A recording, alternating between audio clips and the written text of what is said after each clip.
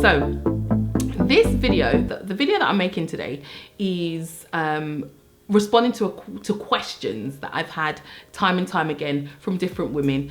And the question is always, Sarah, how did you prepare for your VBACs? Again, you know, and I understand why I'm asked this question a lot, because as some of you may know, if this is the first time you're watching my video, I've had 3 successful VBACs, and they've all went very well. Again, because I know that I took time, especially for my first VBAC, I took time to really prepare.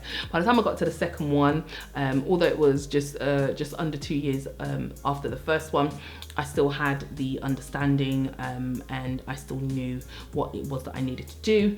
6 years later, I'm on my 3rd VBAC. Again, you know, times have changed, bodies changed, and I'm older. You know, I'm older, so the challenges are completely different, but then again, the same steps is what I use every time, because I know that that's what got me through the first time. If it's what got me through the first one, it will get me through the second one, it will get me through the third one, and so on. It's because for me, these were the most important things that I did, especially for my first VBAC. And the first one, the first tip is, you need to have a conversation with your spouse. Having that conversation, that heart-to-heart, that deep talk about the position that you're in and what it is that you want to do, and just sitting down with your spouse and explaining to them where you are, why you don't want to go through a C-section. Obviously, they would have been through the births with you prior to where you are now. However, sitting down and having that conversation so that both of you are on the same page is so important. My husband and I, we had to sit down and talk about it. You know, the minute we found out we was pregnant, I made up in my mind that I was not going to have a C-section. It was not something that I was thinking about. It was not something I was going to do. So the minute I made that decision, I had to you know, speak to my husband and say to him, "Hun, look, this is what I want to do. I'm not having a C-section," and just listen to him and you know, hear what he had to say, so that we were both on the same page. So communication, ladies, is vital, because if you're not on the same page, they can easily sway your husband, your partner, to convincing you that having a VBAC is not what is right for the family, you know, even it's not what's right for you, you know. So it's so important that you have that support and you're both seeing eye to eye. You know, I've had clients that you know, the husbands just were not sure, but then again, after they've sat down and had that conversation and really had a heart-to-heart about this particular their current pregnancy journey, they were able to both get on the same page, both get aligned, and have their VBAC. So for me, communication is so important, and you can't bypass the communication part. You can't just be like, yeah, I'm having a VBAC, and expect, you know, your spouse, your partner to be understanding or to be on the same page, because they're like, but you've had 4 C-sections, is this not dangerous? Straight away, even you know, your family members, your mum, your sister, your brother, whoever it may be, your close friends, they could, you know, they might just start scaring you and making you feel like you're not doing the right thing. But when you have the conversation with the most important person, you know, again, it should be you know, would be your husband or your partner, and you know, when family members or friends start saying certain things, both of you are able to say, this is what we're going to do, and this is our stand, and this is, you know, this is the route we want to go down. So communication is number one. Number one is communication. The second thing that I had to work on to prepare myself for my VBAC was my mindset. Believe me, I had to work on my mindset. I had to work on, you know, on myself and really prepare myself for it, because there are challenges that you have to overcome. There are negative thoughts that you have to overcome. There are situations that you may face that you're going to have to overcome. And if you do not prepare your mind, and you've not worked on dealing with things from within, you're not going to have a VBAC. You're not going to have a VBAC, right?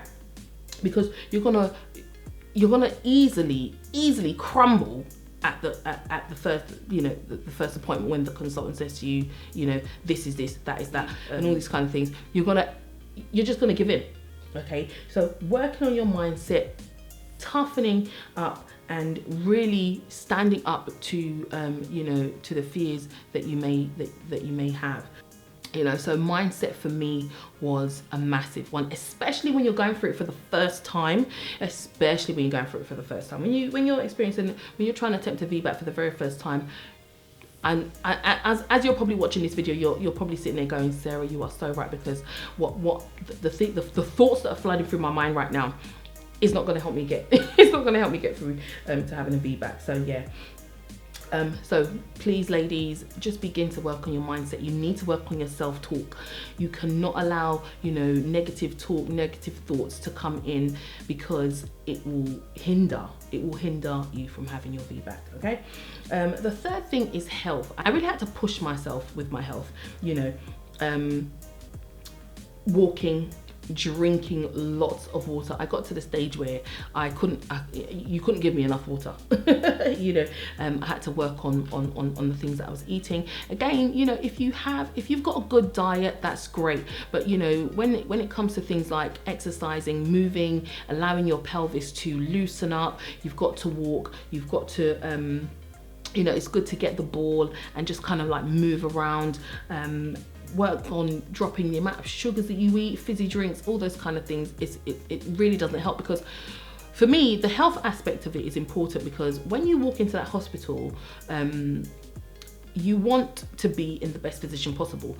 You don't want them to be like, but you're quite unhealthy, you've got pregnancy diabetes, you're prone to preeclampsia, you have high blood pressure, all of those things. It's a massive no for them. They won't even care whether you're psyched up about it.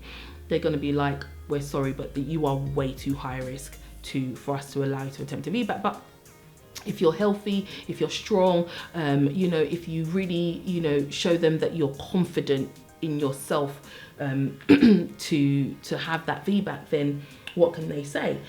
So working on your health, eating healthy, eating right, working out, walking is probably one of the best things that you could do.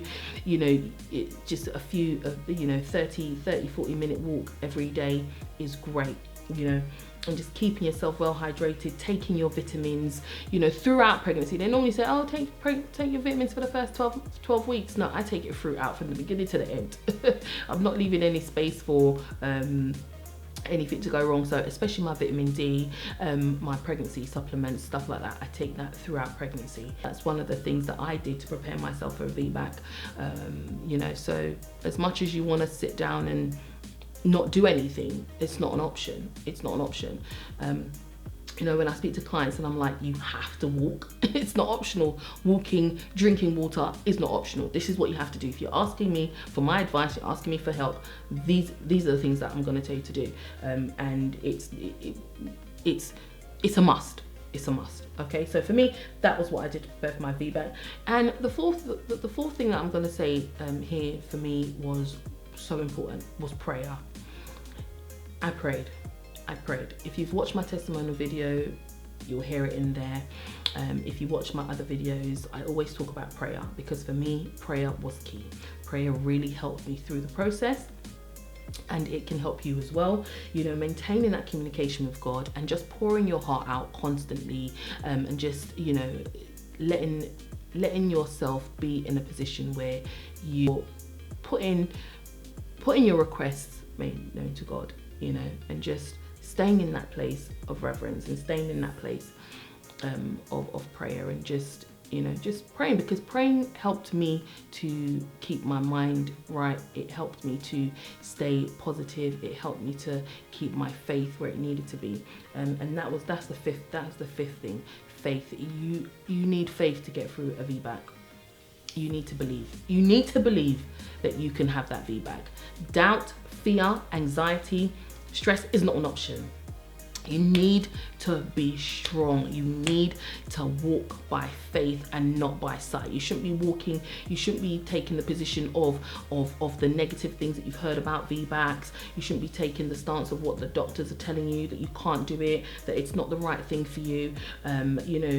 Negativity, lack of faith, the doubting Thomases are always going to be there, but you need to take the stand of faith, and you need to stand and say, this is the choice that I've made and I'm sticking with it, and just be in that position where you know in your heart of hearts that this is what you want to do.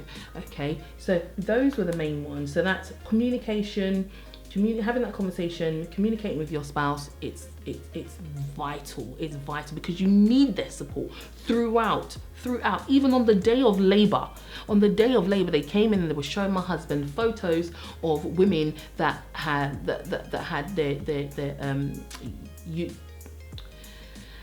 ruptures. They were showing the lining and all this kind of stuff. They were showing him pictures.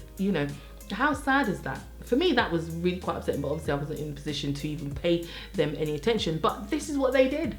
They were trying to show my spouse this to put him off, for him to come and say to me, "Hun, I don't think like this is really scary, and I don't think this is what we should do." Blah blah blah blah. But because we were on the same page, because we both had our minds in the right place, because we both prayed about it, because we stood in our faith, we had our VBAC.